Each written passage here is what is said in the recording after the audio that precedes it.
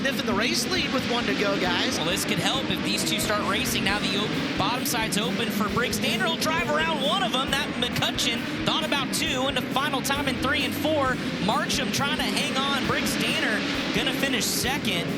As he works around to the outside, Hoover drifts wide. There goes Larson cutting down to the inside. He'll make the pass. Contact with Emilio. Yeah, boy, and gets a little right there at the end from Canfield too. Wow. Yeah, I mean, that's hard racing. Emilio definitely wasn't going to give it up.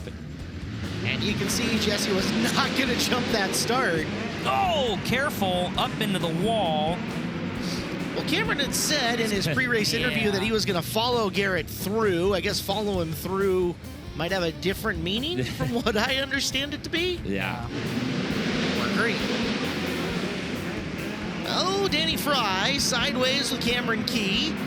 And Fry will stop in the corner. Must be watching the screen. He's made a couple different line changes. That might be exactly what Cameron needed to settle in on the bottom here. Final turns through 3 and 4. Schlotfeld slides across. Key down low.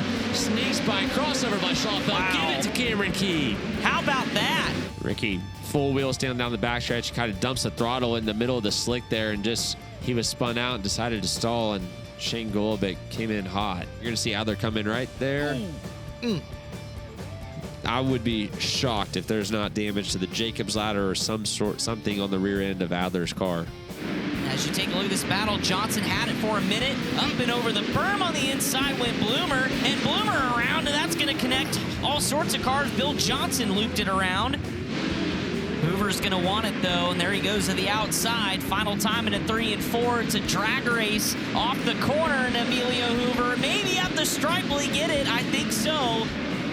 Kyle's going to go back to the bottom here in 3 and 4. Across the nose of Marcham. Slider complete, and Larson out of the point. Here comes McIntosh now. Marcham trying to go back on the attack mode. Can't get it done that time. 110 points for Young Money Kyle Larson here in qualifier number 1. The 32 car as Danner gets to the bottom. Car sideways. It's Hoffman collecting up Norbury as we are up and underway for the Race of Champions.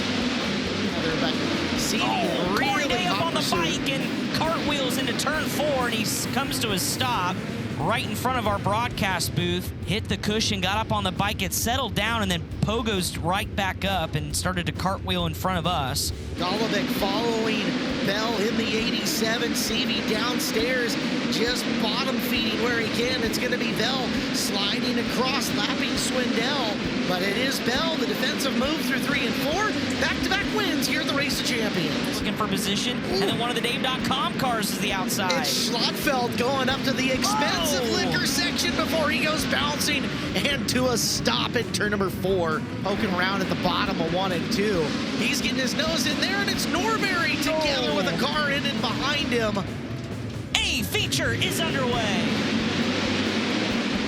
Todd Kluver just looming in the wings here. Larson around the outside of Cannon McIntosh. You've got a new leader.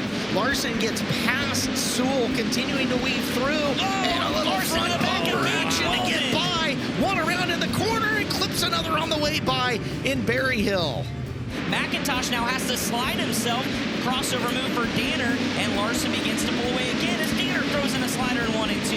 As we're going to come to 1 to go, I think he knows he's protected from the slider. He's just got to get past one more lap. We're coming down the back straightaway. Back straightaway for the final time. Larson high, Briggs Danner low. He'll try to show the nose, can't get there quite enough. 2 in a row for Kyle Larson, back-to-back on Monday prelim nights.